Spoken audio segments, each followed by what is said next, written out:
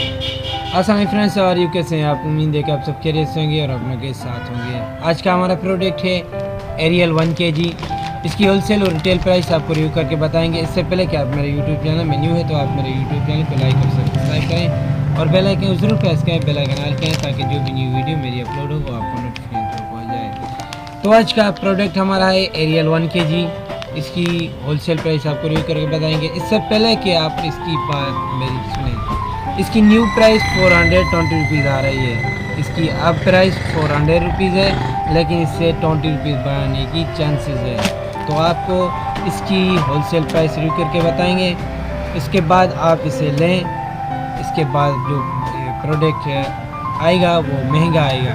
ये जिसके पास है आप उससे लें। आपके पास जितना भी चल सके इतना ना लें जो आप पैसे बैठ करके बैठ जाएं। तो चलिए हम होलसेल प्राइस आपको रिव्यू करके बताएंगे। फ़िलहाल इसकी 400 रुपीज़ की। चलिए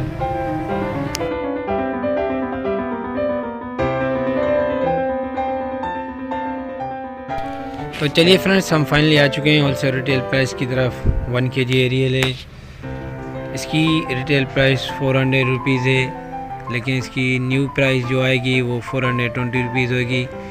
इस प्रोडक्ट को बढ़ाने की चांसेस हैं प्राइस और इसके वो 10 रुपीज़, 20 रुपीज़ और 50 रुपीज़ की साशियारी जो पीसीज हैं उसका वेट कम करने के चांसेस हैं।